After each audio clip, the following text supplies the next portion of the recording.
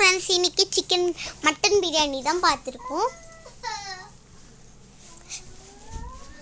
Mutton biryani.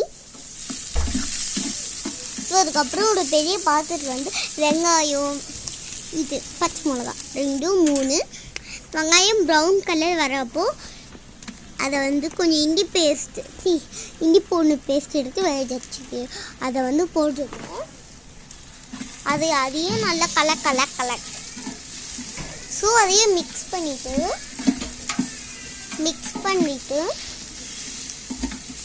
Brown கலரில் இருக்குது எல்லாமே. பாருங்கள் எப்படி அந்த இதெல்லாம் வருது. அதுக்கப்புறம் தக்காளி வந்து ஒரு 10 தக்காளி எடுத்துக்கலாம். அதுக்கப்புறம் அதையும் அதில் போட்டு நல்லா கலக் மிக்சிங்.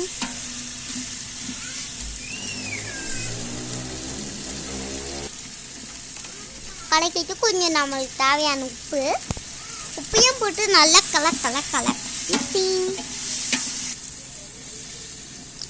மிக்சிங் பண்ணிட்டு உடனே சாதாரண தண்ணி எடுத்து போட்டுக்கணும். குழம்பு வரப்போ அதை வந்து இந்த ஆவிலாம் கொத்தமல்லி எடுத்து போட்டுக்கணும். கொத்தமல்லி நல்லா கலக் மிக்சிங். அதையும் மிக்சிங் பண்ணிட்டு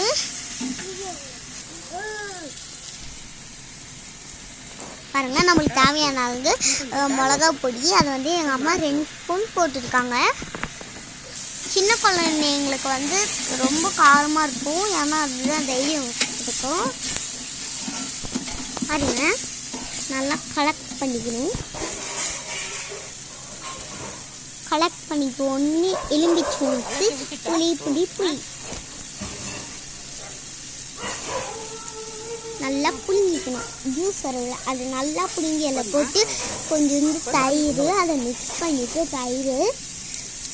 எலுமிச்சை வந்து மிக்ஸ் பண்ண வேணாம், ரெண்டுத்தையும் மிக்ஸ் பண்ணணும். எல்லாத்தையும் மிக்ஸ் பண்ணிட்டு கலக்.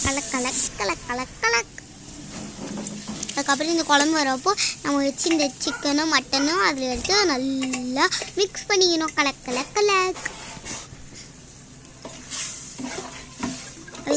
ஒரு 2 மினிட்ஸ் கழிச்சு வந்து மிக்ஸ் பண்ணோன்னா நல்லா குழம்பா இருக்கும்.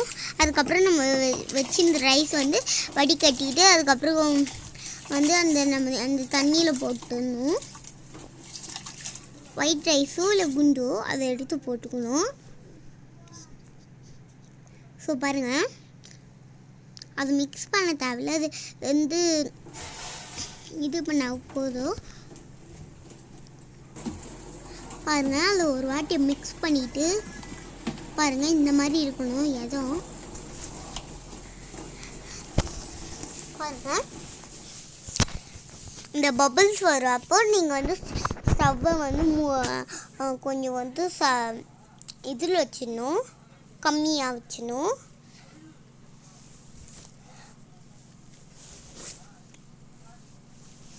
அதுக்கப்புறம் பாருங்கள், சோறு இந்த மாதிரி இருக்கும்.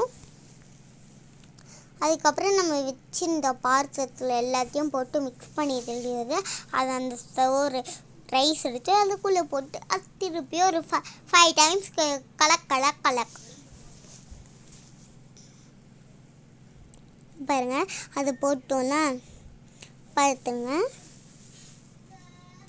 பாருங்க, அதை ஒரே கலக். பாருங்க, சோறு இன்னும் தக்காளி சோறு மாதிரி தான் இருக்கும். பாருங்க, அந்த குழம்பும் சோறும் நல்லா வந்து தண்ணி ஆற மாதிரி இருக்கணும்.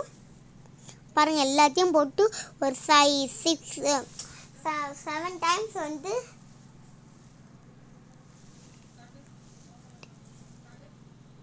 8 டைம்ஸ் நல்லா கலக்கிட்டு அதை தம்மில் போட்டுடலாம். தேங்க்யூ ஃபார் வாட்சிங்.